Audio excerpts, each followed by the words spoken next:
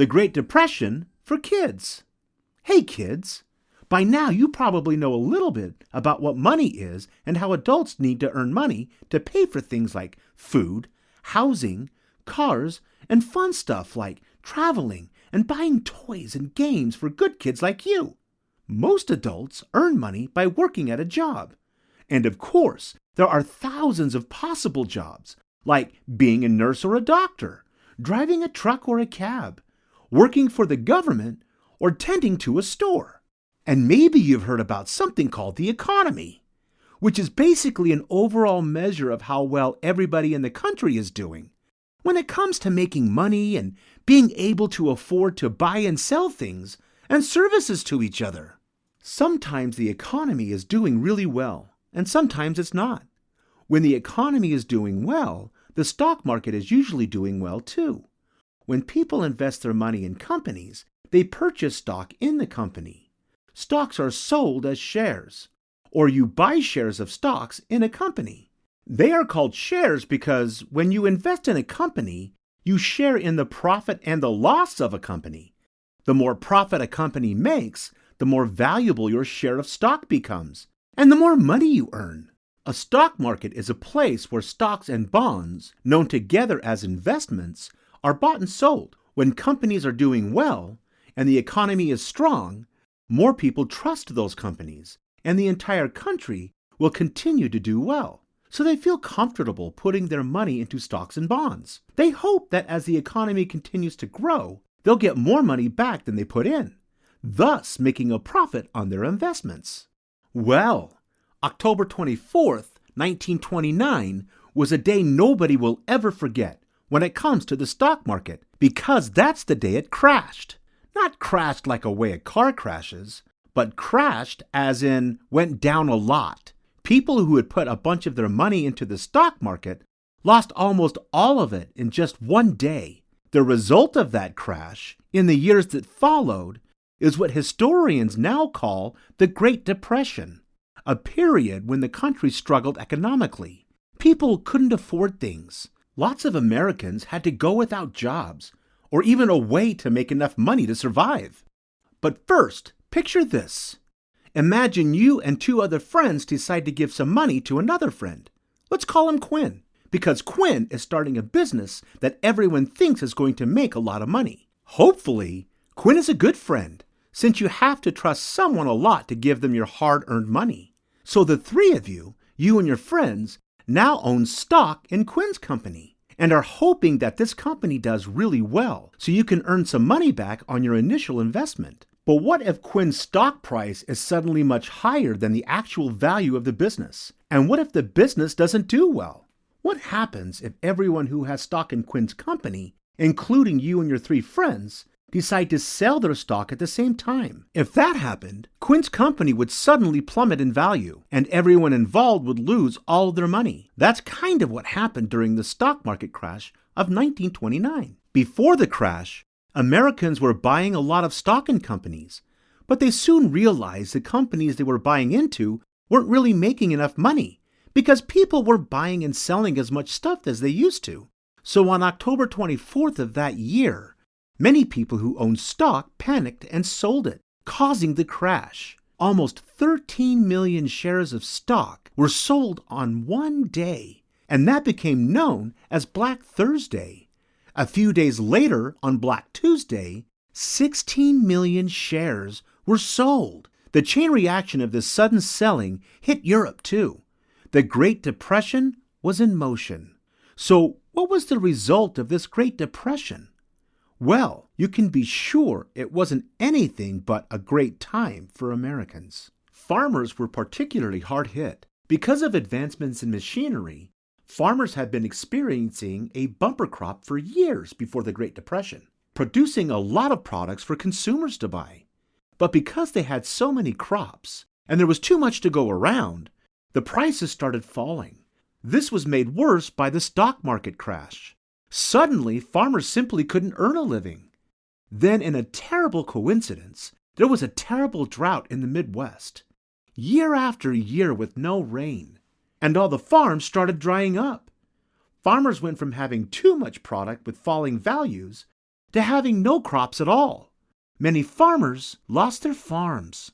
During that time, the Midwest got the nickname the Dust Bowl because as the drought worsened, farms turned to dust. Strong winds kicked up all that dust, choking the cattle and other livestock living there. 60% of the population of the Midwest had to leave during the so-called Dust Bowl. To make matters worse for the country, before the 1929 crash, people in the U.S. were buying things like cars, radios, washing machines, and other home products on credit for the first time, meaning they could buy the products without cash using credit cards and pay for them later. When they couldn't make the payments on the stuff they owned, people were suddenly in debt. Those who were once rich became poor because they owed more money than they were making. 10,000 banks failed, and people lost their life savings. The government didn't help to protect the banks, so there was nothing anybody could do. Also, the U.S. was owed money from other countries that borrowed from us after World War I, but they couldn't pay us back. What do you think you would do if you suddenly lost all of the money you had saved up for years, and there wasn't anything anybody could do about it? No wonder they called it a depression. A lot of Americans blamed the situation on our 31st president, Herbert Hoover, who had taken office earlier that year. At the time, people were forced to live on the streets in groups of shacks called shantytowns. Those shantytowns were nicknamed Hooverville. Can you imagine living on the streets and not in a house or apartment? What do you think that would be like? Besides the homelessness, there were other problems during the Great Depression. By 1932, 25% of the population, or 30 million people, had lost their source of income. 300,000 companies went out of business. Children who were once in school had to stay home to work and try to help their families earn money by working in canneries, factories, or mines. How do you think your life would be different if you had to work instead of going to school? There was suddenly a growing gap between the rich and the poor. The hardest hit area of the country was the Midwest, where there were a lot of farmers. Up to 200,000 people moved to California, even leaving behind older kids to fend for themselves on the farms. People had to come up with unique ways to make and save money during the Great Depression. Some started sewing their own clothes, growing their own food, postponing marriage, having fewer babies, even using vacant lots in the city to plant gardens. Anything to get by. Some families of 6 had to get by on just $5 per week. Here's some perspective. These days, $5 buys one large cup of coffee at a fancy coffee shop. Most movies cost more than $5 to get in. Because going out was expensive during the Great Depression, people had to find different ways of having fun. Staying in and listening to baseball on the radio became a favorite pastime, as did collecting stamps or hanging out and talking to neighbors on the front porch.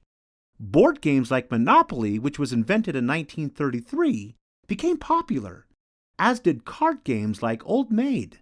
When people went out, they went to movies, had picnics, played bingo, went to church, had social events, played mini golf, or went to the drugstore counter for a soda. Simple pleasures. Though people were struggling financially, they always tried to make the best of tough times. If you had no money to spend, you'd find ways to have fun that were inexpensive too. Despite these attempts to make the most of a bad situation, the Great Depression took its toll on Americans. A lot of people who once worked and earned good money were suddenly embarrassed by their lack of ability to get a paycheck. Many during this time blamed themselves for their predicament, rather than the economy around them. It wasn't until 1932, when the U.S. elected a new president, Franklin Delano Roosevelt, that some optimism started to return to the country. Within 100 days of being elected, FDR signed something called the New Deal, which was his attempt to end the Depression and bring prosperity back to the U.S. To this day, FDR is considered one of our best presidents. The New Deal was a whole new way for the government to inject hope into the economy and lift people up. Roosevelt created 42 new agencies and laws and pushed Congress to pass them. Many of these agencies still serve the people of the United States today. Among these new government services was Social Security, which funded retirement for older Americans and provided other programs for people who were unable to work. The Securities and Exchange Commission helped prevent fraudulent or illegal activities in the stock market. There was the Federal Deposit Insurance Corporation to protect against future bank failures. The Civilian Conservation Corps hired 3 million people to plant forests, build flood barriers, and maintain roads. The Securities Act required companies to provide financial information to potential investors before issuing stock. The New Deal also ended prohibition, which was a ban on the sale of alcohol, and instead taxed those sales to raise money. There were also programs to protect people from losing their homes, fund construction projects, and pay farmers to plant beneficial crops. There's still a debate today about whether the New Deal was responsible for ending the Great Depression. Still, it's clear that out of a bad situation came a resurgence of optimism, and we eventually lifted ourselves out of a terrible time in history. Clearly, the episode known as the Great Depression proved the resilience of the American people and our ability to solve whatever problems come our way. Thanks for following Clarendon Learning. Be sure to subscribe. For more free resources, check us out at clarendonlearning.org.